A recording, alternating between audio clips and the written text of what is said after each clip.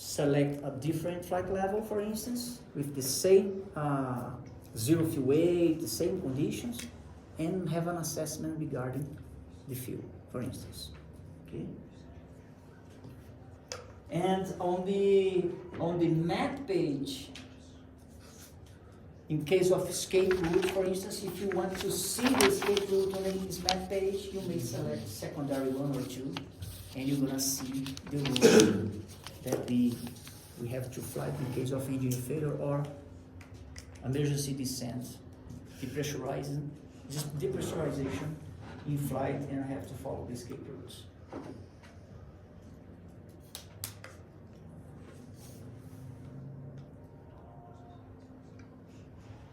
For lateral offsets, if you have any chance to pre-plan the lateral offset, you may type the waypoint that you have to start the offset, the waypoint that you have to end the offset, and activate. Whenever the airplane reaches this waypoint, it will apply the lateral offset. And you fly the lateral offset. When you reach the ending point, the airplane will cancel the lateral offset and you start flying again on the route. Okay? But if the ATC asks you to fly right from present position, just type the offset and activate, and the airplane will apply the offset. And you may change the intercept angle as well. 15 degrees, 20 degrees, the default is 30. Okay. And you may even play for the offset by means of map page for the INAV. Yeah? You may select the offset here, and you're gonna get the box to plan your offset or to activate your offset, right or left, and activate by means of map page. Even by the FMS or on the map page. And you have many other features on the map page that you can fly.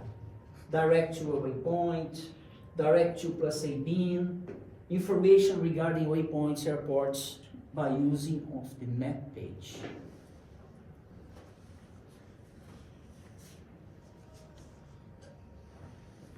So, vertical situation display. As Honeywell developed the topography on the vertical situation display, as per certification requirement, whenever you select a course to intercept of any point on the flight plan, vectors to intercept on the flight plan, or even if you get out of the flight plan by using heading mode, right?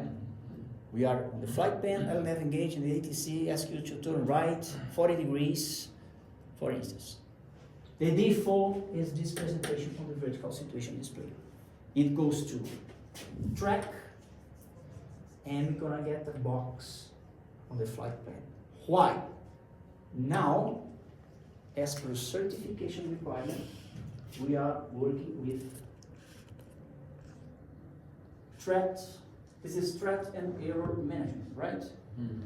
When you get out of the flight plan, the threat is a must for the condition. What is the threat here when you get out of the flight plan? Terrain. Remember the high risk occurrence CFIT? That's why, as per requirement, we have the track as a default whenever you get out of flight plan, so as to draw your attention to the terrain. Okay? And if you want to reselect the flight plan, you select flight plan here in the box, and you're gonna see your flight plan. But the airplane is missing because you are flying heading. The airplane is missing. Okay? That's the situation we have.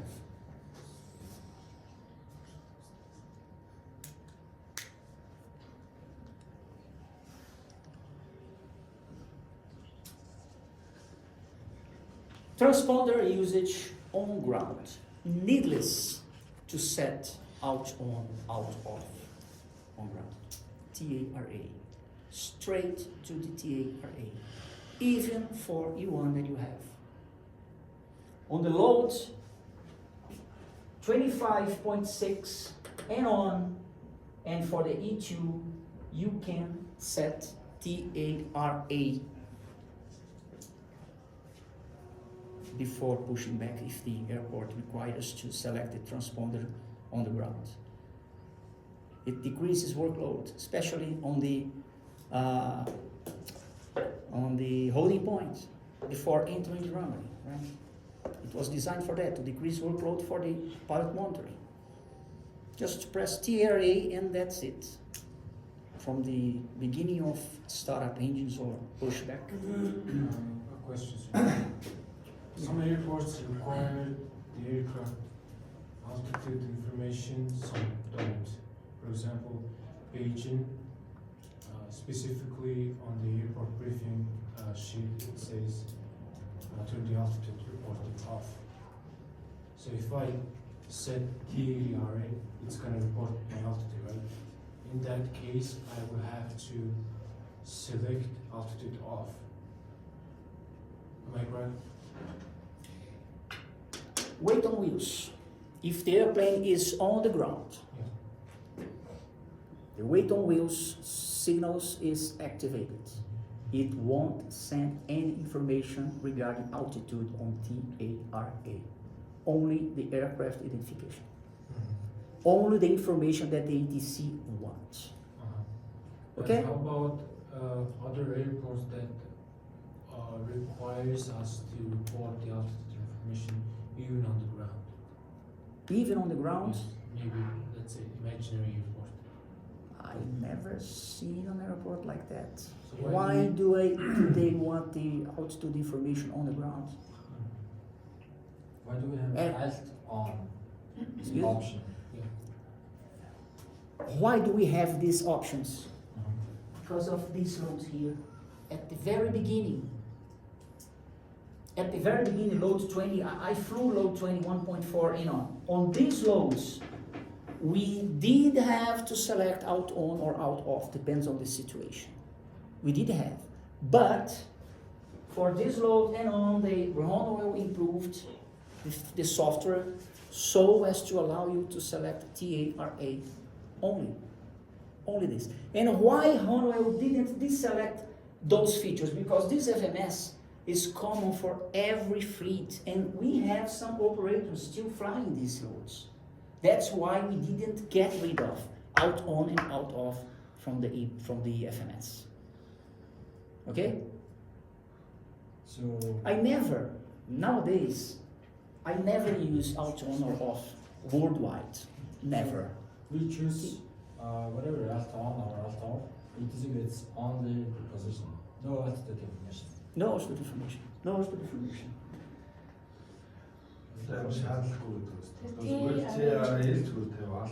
On ground, and in any mode except standby, any mode, out on, out off TRA, the transponder only replies to discretely addressed mode as interrogation to the ATC.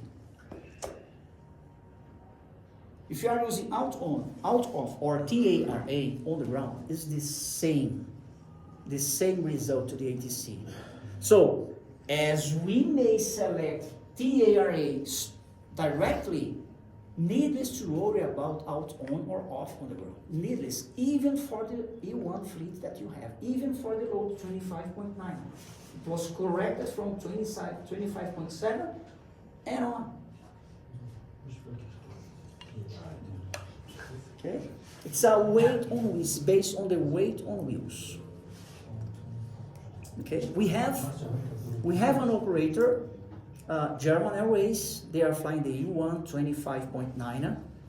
They flew in many different airports in the world, busy airports, Schiphol, Frankfurt, Munich, Barajas. They use TRA, always TRA, never out on or off. And we never face any problem. Okay? So, you may use TRA. Okay? Even for the E1 fleet, even for the one that you have. Talking about Weather Radar, it's a really nice feature, really nice feature. I do recommend you to always set up the weather page, secondary, RCT, turb, and hazard, all of them, to get the all information available for your flights. Okay? And we have some new feature. We have the vertical presentation of the weather on the vertical situation display. Yeah, it's a good feature to assess the situation. If you are able to deviate from above, the weather from above or not. On this picture, you can see this lines here in green means the depicted area for the secondary radar return. Okay, it's out of the flight plan. I mean, it's not a threat for us, but it shows you some heavy clouds below you.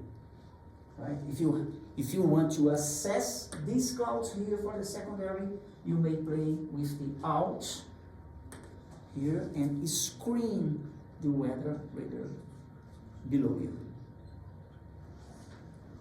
And this picture shows you, as you selected the hazard and RCT, this picture shows you the hail. It's like a lollipop, if you have any hail in the clouds, and the lightning strike as well. Okay. And this magenta line here shows some returns that the weather radar cannot see because you select RCT. Maybe because of this area, it's quite strong, right? Pretty much energy that the weather radar cannot see behind this collision. So, this situation, you better deviate at least 20 miles.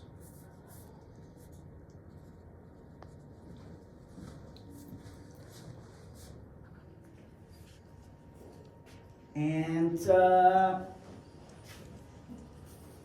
remember that we can play with alt and azimuth. Alt, we can screen on the flight plan above and below your flight path, right?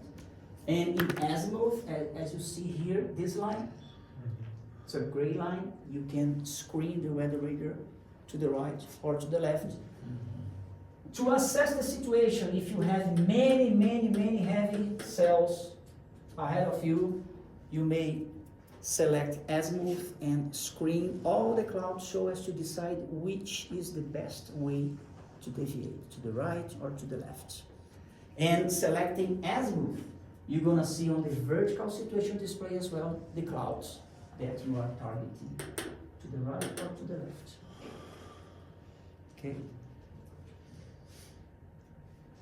And there is I don't know if you already heard about that, but an FAA recommendation to deviate from above. At least 5,000 feet from the top of clouds. That's why it's really important the altitude screen. And for every 10 knots above 50 knots cruise wind, you have to add 1,000 feet. Have you ever heard about that? These rules of thumb?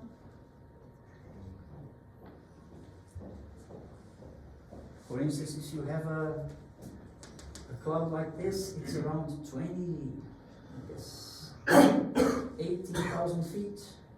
If you are flying at least at 23,000 feet, you are good. If you check your wind on the map page, if you have 60 knots, you have to add 6,000 feet so as to deviate from above. It's a rules of thumb.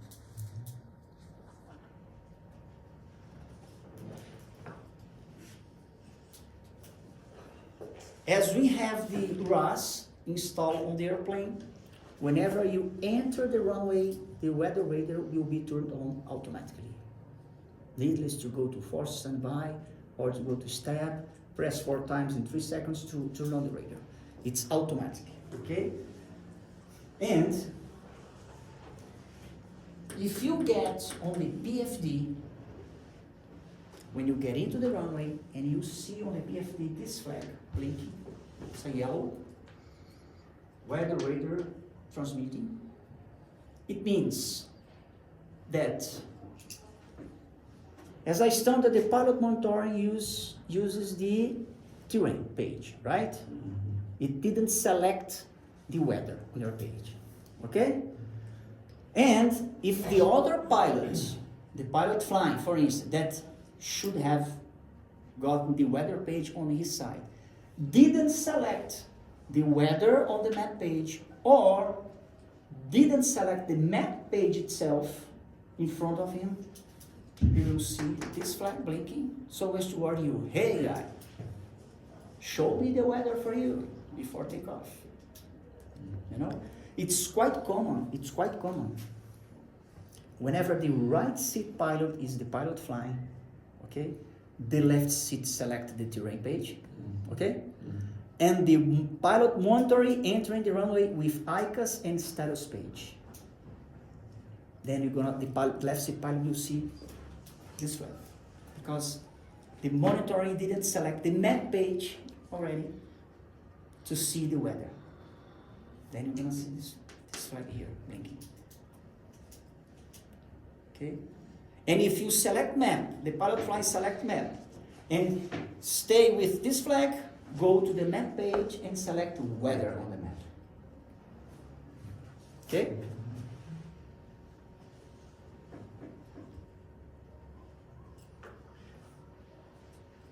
Now let's talk about the engine.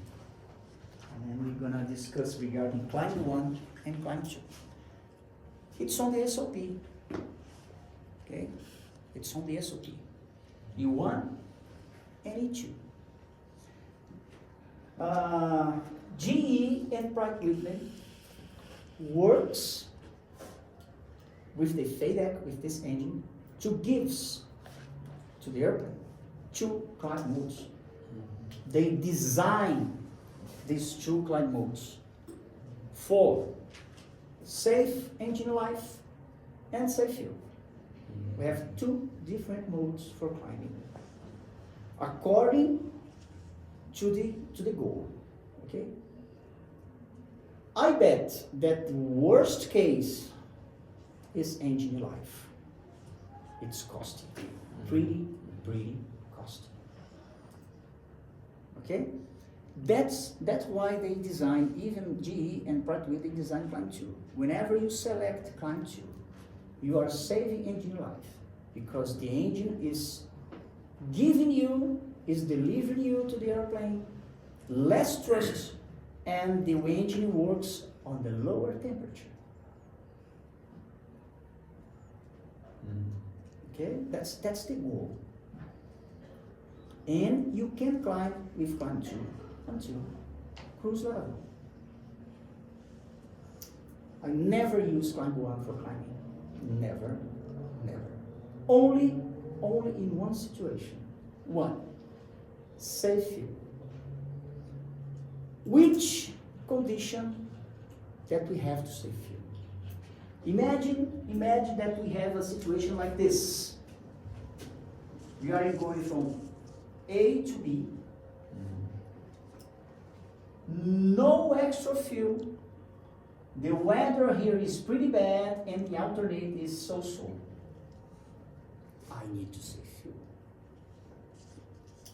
Now I will climb with climb 1. This situation, there's no doubt, climb 1. If I have extra fuel, I can hold 30 minutes in destination before going to the alternate. Climb 2. Let's save engine life. That's the reason for climb 1 and climb 2. Okay? Needless to select climb 1 with no reason. Saving fuel with this. If the company, any company, we have in Embraer, we have a department there that receives many informations from the Pratt & Whitney and the GE. It's really bad, those companies that are using climb 1 all the way. the engine shop visit is quite often because the hot section of the airplane must be replaced earlier than that one that are using Climb 2. You know, and the costs, when you compare the costs for engine overhaul and the cost for saving fuel is important. But whenever you compare those figures, the engine is pretty much expensive.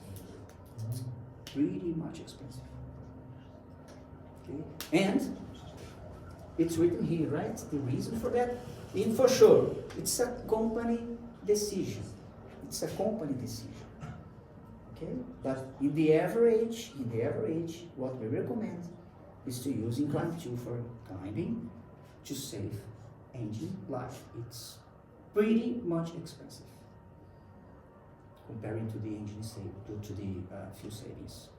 Okay, and it's applied this rationally. It's applied for the E2, for the E1, and even for the E2. It's the same. But on the E2, on the Pratt Whitney engine, we have another issue.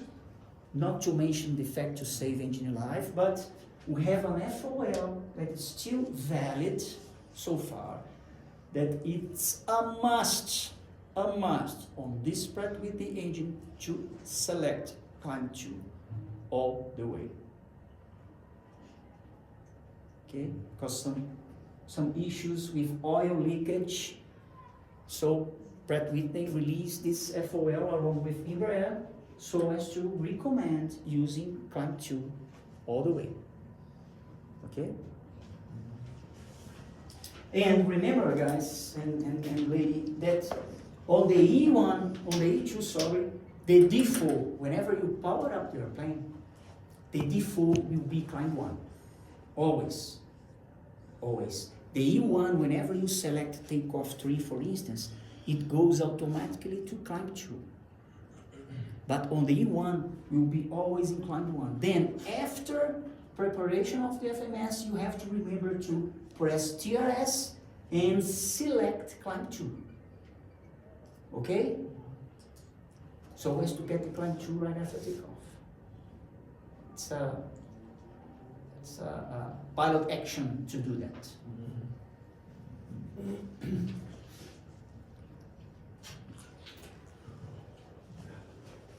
For startup engine, unlike the E1, this airplane, after the power up, the technician go to the airplane, do the power up, and the FADEC will be powered up as well, and all the information on the ICAS will be available. After 5 minutes, all the information of the FADEC will be disappear, of the engine will be disappear. You're gonna reach the flight deck and you won't see nothing here. Everything is in blank.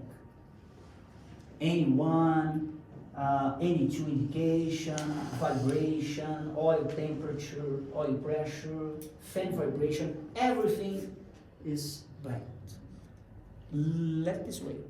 Don't turn on, don't put the start-stop selector in run to get this information before start engine. Why? There is the ACC, that's the Engine Electronic Computer, okay?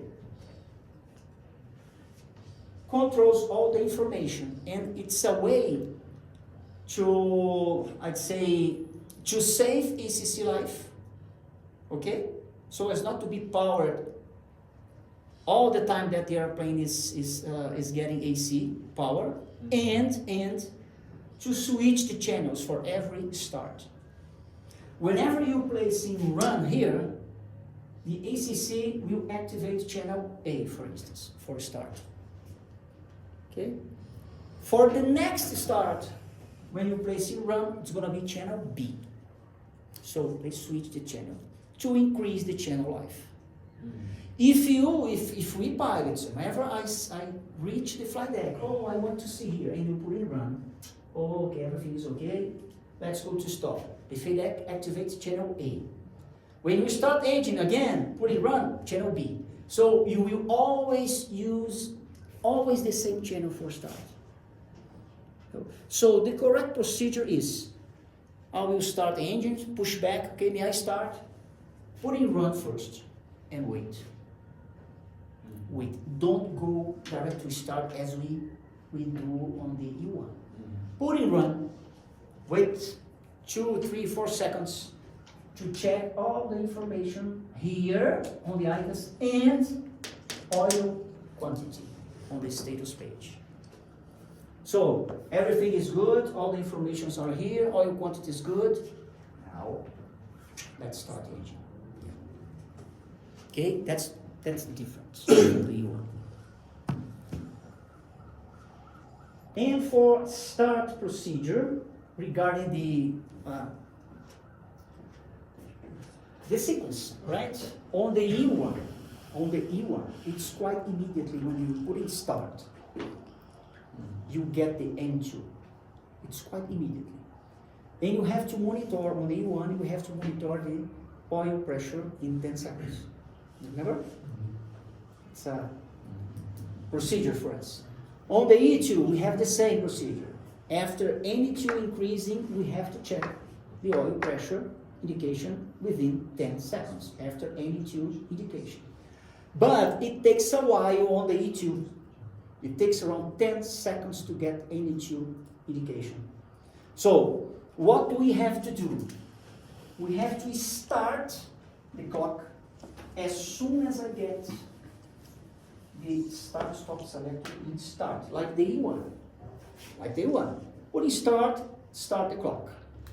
Then, and why do I have to start the clock immediately after start-stop selector install? To monitor the starter limitation.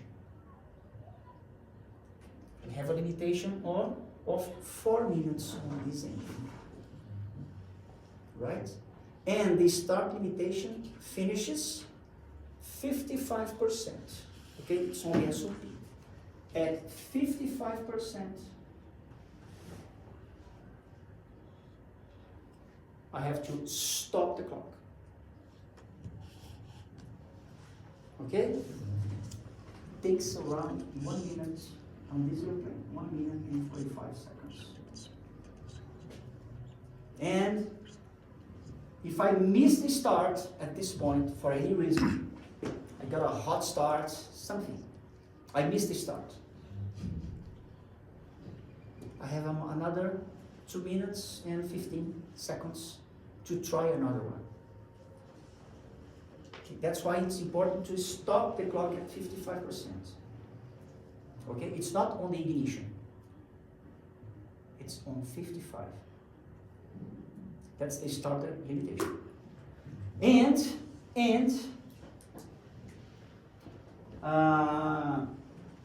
another good point, another difference from the E1 to the E2 is the oil pressure indication. When you put in start and you start the clock, right? At around 10 seconds on the clock, you're gonna see the engine 2 indication. That's the time to count for oil pressure. So until, if I saw the N2 indication at 11 seconds, I have until 21 seconds to get the oil indication. That's what I have to manage the start of this engine.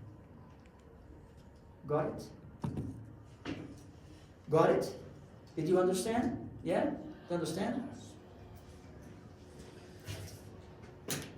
And it's quite important to check any one indication at 45%.